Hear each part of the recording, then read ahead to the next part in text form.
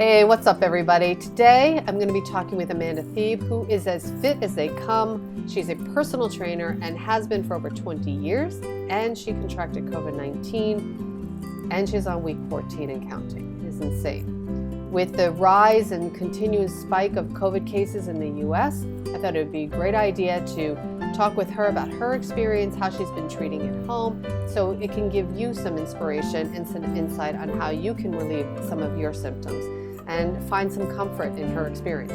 I'm Risa Morimoto, your host. I am a certified integrative nutritional health coach, and you're watching Modern Aging, where we chat about innovative and holistic ways to optimize our health and well-being as we age. When you click on that little red button below that says subscribe on it with that little bell next to it, you'll be sure to be notified whenever a new episode is uploaded. You can also check out our website and sign up onto our email list there at thisismodernaging.com. So my guest today is Amanda Thebe. She's a personal trainer. Her health and fitness tips have been featured in a lot of media outlets, including Shape, Prevention, Healthline, and Global News. She inspires her loyal readers on her amazing website called fitandchips.com. And she has a new book coming out this fall called Menopocalypse, not how to not only survive, but thrive during menopause. But today, we're going to focus on her experience with COVID-19. So check it out. Hey Amanda, thank you so much for being here. Hi, I'm excited to be here. Well, not for the reasons we're talking about, but I'm glad you've got me on the show. Thank you. No, it's really, I can't believe you have been dealing with what you've been dealing with. You look great today. When we did our pre-interview, I know you were not so happy. No, I didn't look so good, and I have brushed my hair and put a bit of makeup on as well, so that helps. So tell me a little bit about your COVID-19 journey, I would say. I mean, you're on week 14 now? Yeah, so long story short, I presented with the classic COVID symptoms in the beginning, was unwell and probably bedridden for like 2 weeks. Like everyone closed the door on me in the bedroom, and I was stuck in the bedroom for 2 weeks. And then eventually started to sort of feel sort of human again, around about week 4 or 5, I would say. Let's go back. What were your initial symptoms? So when I first started to feel sort of not great, it was a little bit confusing to me at first because my eyes started getting really itchy and my throat was sore. And so I sort of said to my husband, oh, this is just allergies. I never used to get allergies, but I'd started like experiencing them, especially through menopause when your histamine intolerance changes. So I was like, listen, this is allergies. And I started taking antihistamine for about 4 or 5 days, but my eyes were swollen and my face was swollen. And then I started to get this cough that just hurt, like when you get a deep cough in your chest and it just hurts. And I was like, oh crap, I think this might be coronavirus. So I filled in an online questionnaire. I'm in Houston, Texas, and at the time, which is the first week in April, to get a test was very, very hard. You had to fill in an online questionnaire, which I did. I completed the questionnaire and went to a drive-through testing site, the ones you see on the TV with all of the I waited 2 hours. Actually, it was quite a funny story because I was fine. I took my knitting with me. I had the radio on. It was fine. And I was sat in the car, got second from the front, and a storm came in. I mean, it's hurricane. And so the tent started blowing up, and the police just sent us all home. And I was like, are you kidding me? Holy crap. So the next morning, I was like, I'm not even going to bother. What's the point? Even if I've got it, they're not going to be able to help me. So I might but I did. I went back the next morning. And I was the first one there because I was an hour early. I didn't know what time it opened. So I had my test, got to the front and was expecting somebody to test me. And they gave me the testing stick and said, don't stick it to the back of your throat, just stick it to the front and just do the nasal swab to the front of your nose. And it was really funny because I actually videoed me doing it and put it on my Instagram stories. And I have loads of doctor friends and nurse friends who were like, that's not how you test for COVID. And I went, that's how they told me to do it. Like it was a self-administered test. And it eventually came back negative. So I was well, of course it did. Well, and so part of me was like, okay, so it's come back negative and I'll just let that go. I'm okay. I'm okay with that. Like, it's obviously something else, just a virus. And I was sort of quite relieved in the end, right?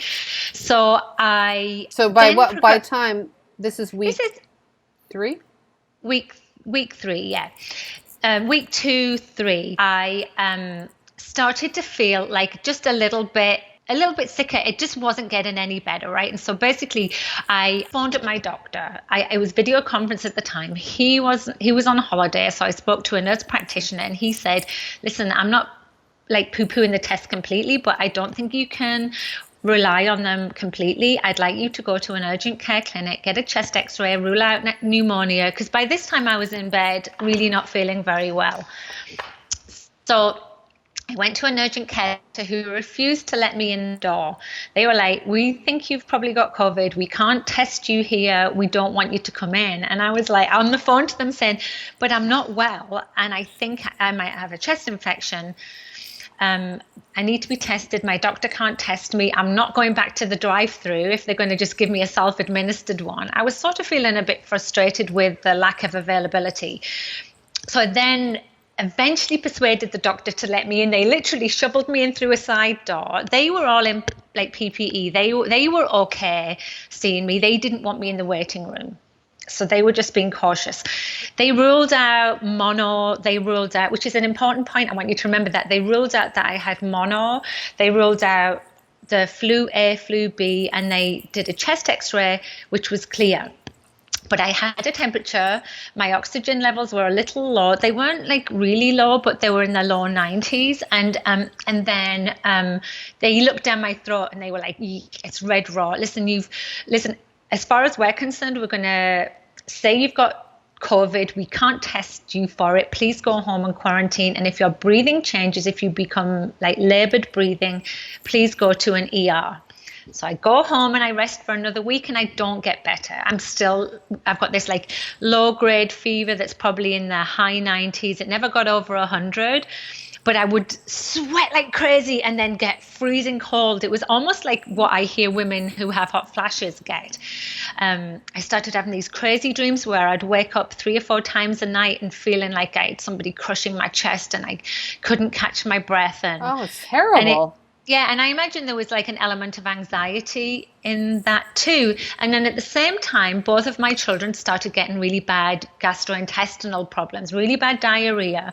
And my oldest son then started like getting this crazy paranoia. He felt like he was being ignored by everyone. He was lonely, he was isolated, and he had those same feelings that I was getting. Like I actually thought, what's going on here? I'm not getting better, but I don't have coronavirus. Like it was a really horrible time, right?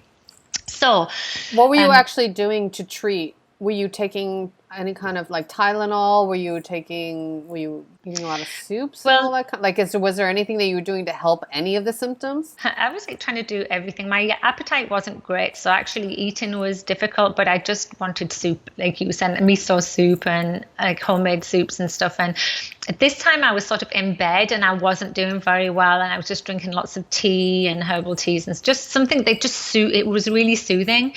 I couldn't even take like any supplements and they take weeks to get in your system anyway, but I'd always taken stuff, but I couldn't bear the thought, when you're sick and you don't want to take stuff like that. But the doctor at the urgent care had given me the Z-Pack, had given me something else I can't remember actually, and also an inhaler. And the inhaler was the one thing that actually sort of gave me a tiny bit of relief. It just seemed to ease the breathing difficulties I was having. Eventually my family in Canada were like, please go and get a proper assessment. You haven't had it done. We're really concerned that you're not getting better. And this is like basically week 4-ish, right? I'm a bit vague with the timelines. And so I did. I went to ER. It was 11 o'clock at night. And at the time, it was the only place you could actually get a proper COVID diagnosis. So I go in and I was the only one there because at the time, Houston didn't really have many cases. We were in a really good situation, unlike right now. Yeah. It's scary here. So I go in and they basically turn around to me and say, yeah, your oxygen's low, but not low enough to admit you. I think oxygen and x-rays are the two things that mean you need to be admitted to hospital. Right. They did an EKG, they did an x-ray, both were clear.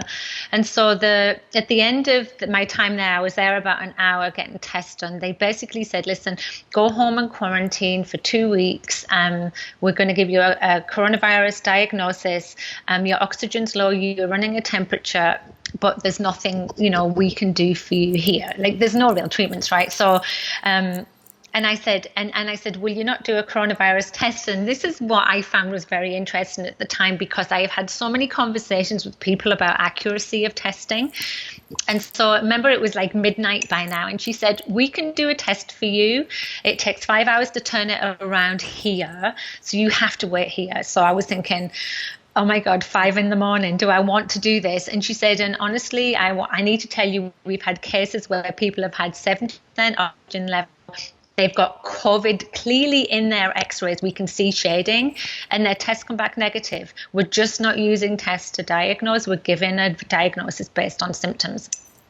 It's not going to change it. Right. Yeah, and it's not going to change anything for you, so just go home. So I did. I felt confident with the diagnosis. I knew I wasn't well. I'm not a very sickly person, and I just never felt like this before. So I went home, and within, I would say, a week to 10 days, the symptoms started to sort of, like, my fever went. I stopped feeling sick. I actually just felt a bit run down, so I started to get better. And so I would say by week 5, going into week 6, I'd turned a corner, and I was starting to feel like I could get out the house. I'd passed the quarantine stage. I could walk around the back garden, those type of things. And so that's sort of what I want to talk to you about here, is this like week 5 to week 14 where I am now.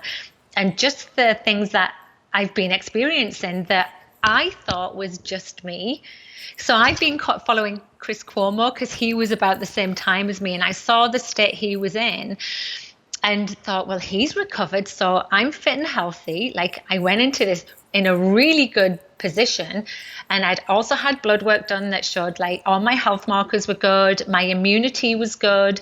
There was no reason why I shouldn't be able to kick this and turn a corner, but I haven't been able to. Wow. Even now. Things are progressing. I definitely feel like things are progressing. But yeah, I mean, let's talk about it. Let's talk about like what I was going through, but what other people have also been experiencing that made me realize it wasn't just me, because it really just felt like there was something wrong with me. Why was my body like letting me down? Why couldn't I kick the symptoms? So I'm assuming you're very highly sensitive to your body, so you understand like when something's a little bit off, or so can you articulate like what was, so week 6 and beyond? Yeah. Did your symptoms change?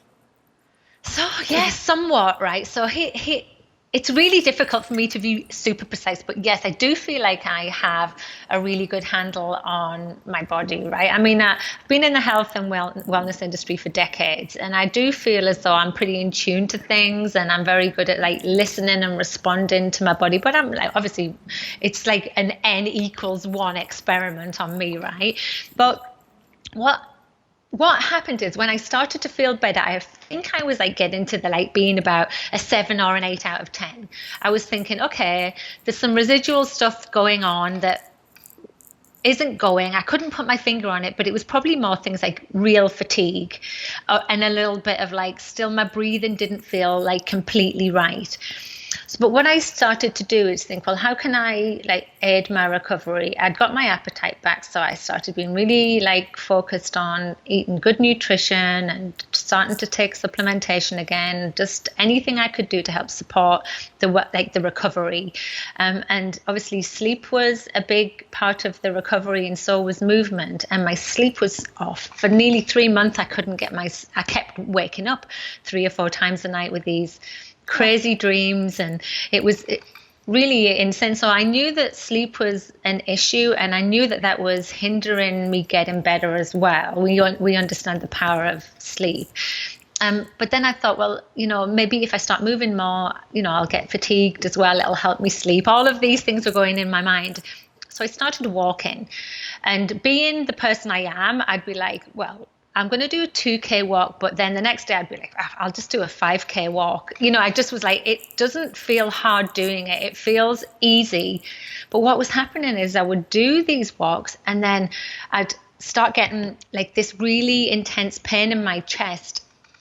And it actually corresponded with when Trump said about injecting bleach into you, because I said to my husband, what it feels like I've been eating crushed glass and then swallowing bleach in it. So it was like this crushed glass feeling, and it burned as well. Like it's just so painful. Well, you And weren't taking bleach though. You just felt like no, I wasn't taking okay. bleach. Just to Actually, clarify.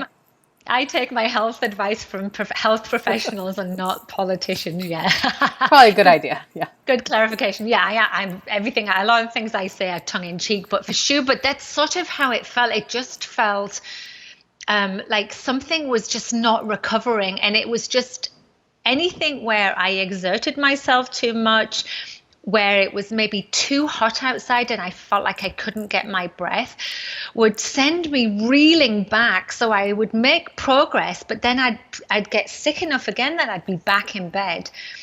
My temperature would go up again, my oxygen levels would go down, and it was almost like I kept thinking, is it like, am I reinfecting myself, or is it just lying like dormant like a herpes virus, and then it's like when I'm doing stuff it's coming back? And nobody could help me. So I phoned my doctor, and my doctor said, this sounds to me like a post-viral syndrome, and you can get it with flu, and you can get it with lots of different things. And maybe it's just that your body needs absolute rest.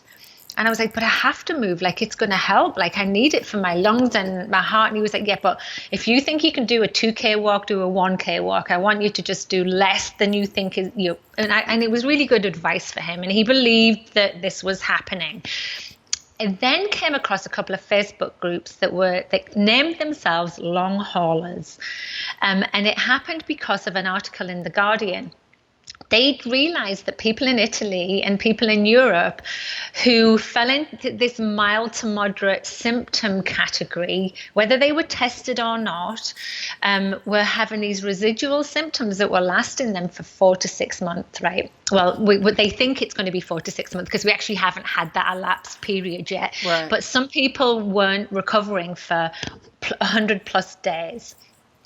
And so I joined this group that's got hundreds of thousands of people all together, and people were saying the same things as me, that, you know, that they hadn't had, say, a positive diagnosis, but they'd assumed they'd had coronavirus, or they had tested positive but didn't have the antibodies, and they were having these symptoms that wouldn't disappear. It didn't matter what they did. And for me, my reoccurring symptoms that I still have to this day, if I overexert myself, are this chest pain that feels like this crushed glass, shortness of breath that can happen just walking up the stairs, and fatigue, the fatigue that I just can't even describe. Like, I'm like literally like grandma. I potter around in the house, I take a nap, I'll do a little bit of something else, and then I'll take another nap. Like, it literally has wiped the floor with me, and I'm not making this up. And it's just one of those things that, like, I felt like I was maybe something that was wrong with me psychologically, that I wasn't able to overcome this. What was the problem? But going into these Facebook groups and listening to other people saying exactly the same thing that I couldn't articulate myself made me feel like, oh, this is a thing. This is a thing that lots of people are struggling with, and nobody's talking about it. That's so crazy. So what's the name of the Facebook group?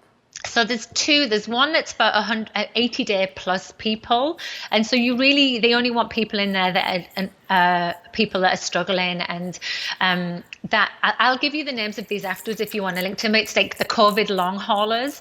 But the other one that I think that I found the most helpful is called Survivor Core, and I think in America you don't say core, you say corpse. A full gamut of people going in there, you know, from mild symptoms to long haulers. And the woman who runs the group is brilliant. She had the head doctor from the Mount Sinai post-COVID unit in New York City, where you are. He came on and did a Facebook Live, and he was like saying, we're seeing people, I would say about 30% of people who we see are COVID long haulers that have symptoms and they're just not going, or they're reoccurring. It's like they get better and then they come back. It is literally a roller coaster that it feels like we're on. Wow, that is so crazy. Clearly you found some solace in finding the Facebook group and knowing that, you know, you weren't the only one. And I'm sure there's a lot of individuals that are like you out there. Yes. that are willing, that are trying to figure out and put together the puzzle, because nobody has the answers, right? Nobody knows. Is there anything that you would recommend to them? Like, I don't know, whether it's like signs that they should look out for, how to be really in tune. I mean, you were talking about how, some of, like, even the nurse was negating what you were feeling, you're lucky enough to be really in tune with your body. Is it the type of thing that they should just then go on to the next doctor and just listen to how they're feeling? Yeah, well, so for me, I think we're going to talk about menopause another time, but going through perimenopause and having strange symptoms that nobody really fully understood helped me become a really good advocate for my health. And so there's two parts to the question I want to answer. The first part is things that I realized I could do for myself was just not things that, like, loads of people gave me unwanted, unsolicited advice about how to boost my immune system, how to try these products and blah, blah, blah. I found that really a little bit insulting a lot of the time, because it was almost assuming that I didn't fully understand what my own symptoms were. And the other thing was, if my own doctor is telling me that my immune response is strong to this, then I know that the things I do to support my immune system were working, right? There was so many things that people felt like they had to tell me. I just think that it almost enveloped me with a sense of shame. How are you taking vitamin D? You could have avoided getting COVID. This is a message that's going out there. If you take 10,000 micrograms of vitamin D, it's Dr. Ben Lynch, is a naturopath who's literally going around saying this, and it's just insulting. It's insulting when I'm hearing people saying things like obesity and insulin resistance are underlying conditions, and if you didn't have them, then you wouldn't get coronavirus. It's like, right, just stop now. Stop the conversation being like this. We need to look at this holistically. We need to do things that help support the body to be healthy. And that is a good weight, and that is keeping our health markers down. But that takes time and education, and it doesn't happen by insulting people. We also need to listen to the public health officials about our mitigation protocols, social distancing, wearing a mask, sanitizing your hands. I personally think I probably got this by not wearing a mask, because at the time we weren't advised to do it, right? Like, I know the science is evolving and we're being advised to wear that now, but for sure I know I wasn't wearing a mask, and so that's probably how I got it. So for me, like, how I'm approaching, like, my wellness is ignoring all of these people that literally got their advice from Instagram. I'm not interested at all in listening to you. I'm listening to the health professionals, and there's things being papers being issued in the Lancet and in medical journals, and I trust those. I trust my medical team. And then I'm also, like, trying to reframe how I get well. If I know I'm reading anecdotally, and I think that has value, people's experiences, if I'm reading that they're taking 4 to 6 months to get well, then I know that that's potentially what I'm dealing with. And so I'm looking at the long process of getting better. And so, like, it's really helped me by thinking, well, why aren't I well yet? I'm now looking down the path line of, like, September, October to be back on track. And that's really helped me pull back from the guilt and the shame that I was putting on myself. So I'm eating well. My sleep's just improved. So I feel like that's progress, right? And I'm sleeping, and so that's helped me feel better. I'm also, like, moving. I found movement that doesn't exhaust me. Like, for some reason, when I swim, it doesn't hurt my breathing. And I think it might be something to do with the water temperature, because when I go for a walk outside in the Texas heat, it hurts my chest straight away. Oh, wow. And that seems to be a common theme amongst other people that I've asked. Like, the heat and humidity seems to aggravate the breathing in post-COVID survivors. I don't know why. So I'm moving purposefully every day, even if it's just mobility work, and I'm eating well and all of those things, trying to keep my stress levels low. We know that that's helpful too. And I'm also sort of trying to talk about it so that other people realize they're not isolated, and being in these other communities has been a major part of my healing, because I now don't feel that this is all in my head. And so going back to your point about my nurse, what happened is I was feeling really confident about the fact that this is what I'm dealing with, this is what I need to do. And I phoned up my nurse because, like I say, I was at like week 10 or 11 and I was still getting these reoccurring symptoms. And I wanted to know if there was anything else the doctor could try. Right. I want to keep in touch with my doctor. He asked me, but he was on his vacation. So I spoke to the nurse practitioner who basically said, well, you never had a COVID test. You don't have antibodies.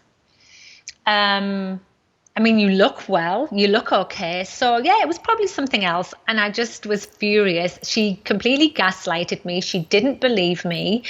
But because I was saying I'd already gone through this whole perimenopausal symptom thing of doctors not really listening to me, I was just really good at advocating to myself. And I said, I simply don't care that you don't believe that I've had COVID. I've had 3 separate doctors give me a COVID positive diagnosis. I chose not to take the test. I wish I had now, but it doesn't matter. Dr. Whitehead, your boss, is basically has treated me with steroids, which have shown to reduce the inflammation in the lungs somewhat. And he's asked me to keep him abreast of things. And so she still didn't care, that she still didn't believe me. I realized that, but she did, from me pushing, got me to get new blood work done, to test inflammation markers, to test my immune response. And then she also put me back on steroids. And it's this dose of prednisone, which starts at a high dose and reduces down to a low dose over a 6-day period. And this time when I took them, I felt remarkably better. It really made a difference to me. It hasn't gone completely, but I did feel better. But here's the interesting part of this. So I go into the Facebook group and I tell them that I was basically ignored by my medical professional, and it flooded, my comments flooded with hundreds of comments saying, Sam, people are not believing us. People are not believing us, and it's just adding to this feeling of being ignored. And so I just think that we can't put all of our eggs in one basket when it comes to the testing. I truly believe that the testing is flawed. They admit that it's flawed. Yeah, but it's making people feel even more anxious. It's not helping the situation. Right. People aren't lying about these symptoms. I have a friend who never got tested and her hair is falling out in chunks now at month 4. Her toes are starting to turn black. Like, this is serious stuff, right? She's never got tested, and if she doesn't, she probably will go and get some medical help, but she's in Florida, so she's avoiding going. I mean, oh God. I know. So the interesting part of this conversation with the nurse, and I thought that this is a conversation worth having as well, is that when my blood work came back, it showed me to have high levels of Epstein-Barr virus. Actually, a recent infection. It wasn't currently active. It was I was recently infected with Epstein-Barr virus, and my numbers were 10 times what the normal should be. So Epstein-Barr virus was something I'd never heard of. Is the virus that causes mono, the kissing disease, which is part of the herpes family. Just so happens one of my really good friends is an immunologist, and he studied Epstein-Barr virus for his PhD. And there's a report that was published in the Lancet. It hasn't been peer reviewed yet, but what the study showed was that in Wuhan, 50% of previously positive COVID patients have tested positive for Epstein-Barr virus. Afterwards, post-COVID. Wow. Post-COVID.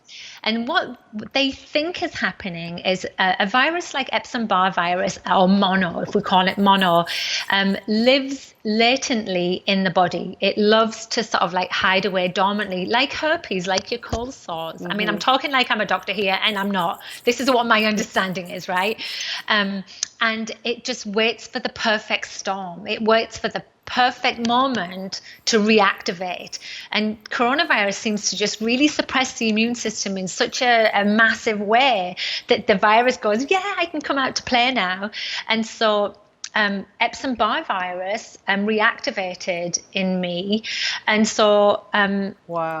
it got to, and the nurse was like, "Yeah, you've had Epstein-Barr virus. There's nothing I can do." She didn't care. I don't care about her anymore. I'm over that now. Well, sort of. I am good at holding a grudge, actually. So, but I'm pissed about it. But I started. Well, it's digging not right, deep. but yeah. It's not right. It's not right. I started digging deep to find out, what that really meant. And it looks as though that this is what's happening with some post-COVID client survivors. And so am I dealing with residual effects of COVID? Am I dealing with mono symptoms, or am I dealing with both? I don't know.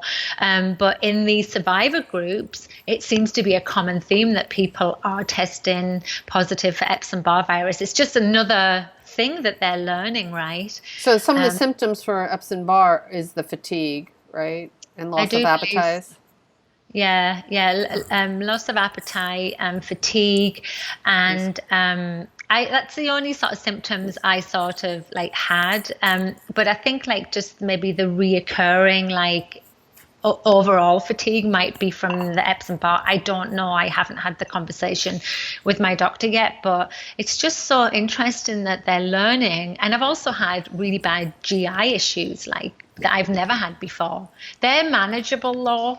I've had a lot of bloating and wind. I'm very windy, like grandma when she's had too many sprouts, and but that's sort of manageable. Like I take a little bit of Benefiber and it seems to just help that. But I know some people are really struggling with GI issues and sleep issues, and so it's affecting so many systems in the body. Wow. It's just it's crazy. Wow. Well, I'm glad that you're feeling a little bit better, that you're well enough to talk with me and to share your story. And I mean, it's so, so vital and it's so important. And at some point, I'd love to, I don't know if you plan to get an antibody test. I did interview a woman who tested negative as well. Kind of very similar story, but her lingering effects, I guess she went on for probably about 12, 13 weeks. But she finally got tested for the antibodies, because you have to be clear of all symptoms before you get the antibody test. But she is like off the charts with the antibody. And she really tested negative. Well, I had an antibody test at week 5. And and it was negative, but my doctor thinks it was too soon. Yeah, I'm sure it was too soon, especially if you're at week 14, you're still having symptoms. And I understand from John Oliver, who is not really the best source, but the FDA let the antibody tests go out quickly because they needed them on the market, and there's 120 of them out there. But I do believe that the Roche ones and the Abbott ones are the ones that are pretty reliable. So I no doubt will have that back. What I would say to anyone who's really struggling with long haul symptoms is that 1, you're not alone, and 2, please advocate for yourselves, because the doctors can give things that can help. Like the prednisone helped me, and I know you can't do that long term, but it has been shown to help. And then